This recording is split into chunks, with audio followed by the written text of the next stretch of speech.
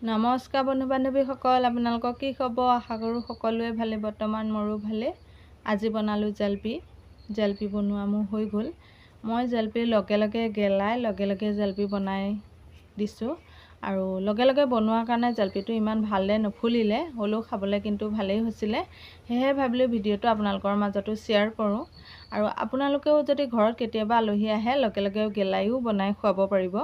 মই প্ৰথমতে জেলেপি বনাবৰ কাৰণে ময়দা লৈছোঁ এবাটি, আৰু ইয়াতে সোৱাদ অনুসৰি অকণমান নিমখ দি দিলোঁ, আৰু ইয়াতে অকণমান ৰং দি দিছোঁ।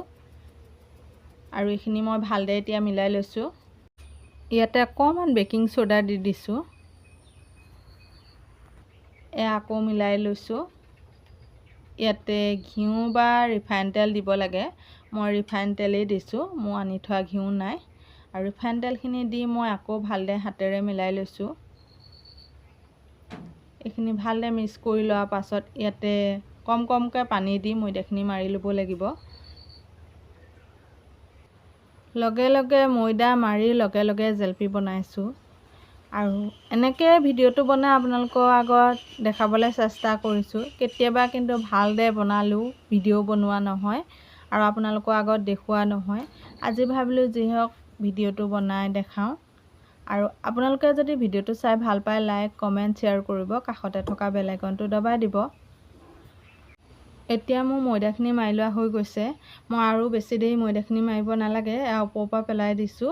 অলপকৈ ছিগি গৈছে, কিন্তু ছিগি যাবলৈ নহ'ব, একদম দীঘলকৈ পৰি যাব লাগিব, তেতিয়াহে কিন্তু জেলেপি বনাব পৰা ধুনীয়া জোখত হ'ব। আৰু মই তাৰপাছতো অলপমান দেৰি মাৰি ল'লোঁ। আৰু অলপমান দেৰিৰ কাৰণে যিহেতু ঢাকনখন মাৰি দিম, তাৰপাছত আকৌ অলপমান লৰাই ল'ম, তাৰপিছত জোখত হৈ যাব। আৰু এইফালে লৈ ল'লোঁ বটল এটা মাজতে মই গজাল এটাই ফুটা এটা উলিয়াই লৈছোঁ। আৰু এতিয়া বটলটোত লাহেকৈ ভৰাই ল'ম। এয়া দেখিছেনে, ধুনীয়াকৈ কিন্তু দীঘলকৈ পৰি গৈছে। এতিয়া এইখিনি মই গোটেইখিনি বটলটোত ভৰাই ল'ম, তাৰপাছতহে জেলেপি বনাব পৰা হ'ব। এতিয়া মই চেনি পানীখিনি গৰমাব লাগিব। চেনি পানী গৰম হ'লেহে কিন্তু জেলেপিখিনি ভাজিব পৰা হ'ব।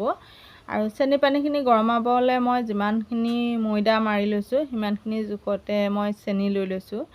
চেনিখিনি দি মই অলপমান আধামান পানী দিছোঁ। চেনি যিমানখিনি দিছোঁ তাতকৈ আধা।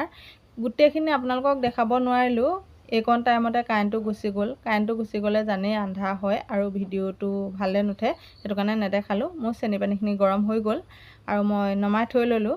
এতিয়া কেৰাহীখন পাতি দিলোঁ। কেৰাহীখনত মই ৰিফাইন তেল দি দিলোঁ। ৰিফাইন তেলখিনি গৰম হ'ল। জেলেপি বনাওঁতে কিন্তু ৰিফাইন তেলখিনি খুব গৰম হ'ব লাগিব, তেতিয়াহে জেলেপিকেইখন ভাল হ'ব। আৰু প্ৰথমবাৰ বনাওঁতে অলপমান জেলেপিকেইখন ৰংটো কিবা এটা হৈ যায় বাৰু, বেকা বেকি হৈ যায়, কিন্তু পাছৰবাৰত দিওঁতে ধুনীয়া জোখত গোল হৈ যায়। মই যিহেতু প্ৰথমবাৰতে বনাই আপোনালোকক প্ৰথমবাৰতেই দেখাই দিছোঁ। আৰু এয়া চাওকচোন, যিয়ে নহওক ঘৰতে বনোৱা জেলেপি, ভাল হ'লেও বেয়া হ'লেও নিজে বনোৱা খায়ো ভাল লাগে। আৰু এতিয়া ৰঙচুৱাকৈ ভাজি ল'লোঁ। এতিয়া মোৰ এইখিনি চেনি পানীত দিব পৰা হৈ গৈছে। মই এতিয়া ইয়াৰ কাষতে চেনি পানীখিনি নমাই থৈ লৈছিলোঁ। আৰু ইয়াতে এতিয়া মই চেনি পানীখিনি দি দিলোঁ। চেনি পানীখিনি খাবৰ কাৰণে কৰচলিখনে ভালদৰে লৰাই দিছোঁ। দুইটা ছাইড চেনি পানী খাবৰ কাৰণে দিছোঁ। চেনি পানীত মই এলাচি 2টা দি লৈছিলোঁ। এয়া দেখিছেনে, আপোনালোকে যদি খাই ভাল পায় তেতিয়া দিব, খাই বেয়া পালে নিদিলেও হয়। আৰু এইখিনি মই নমাই ল'লোঁ।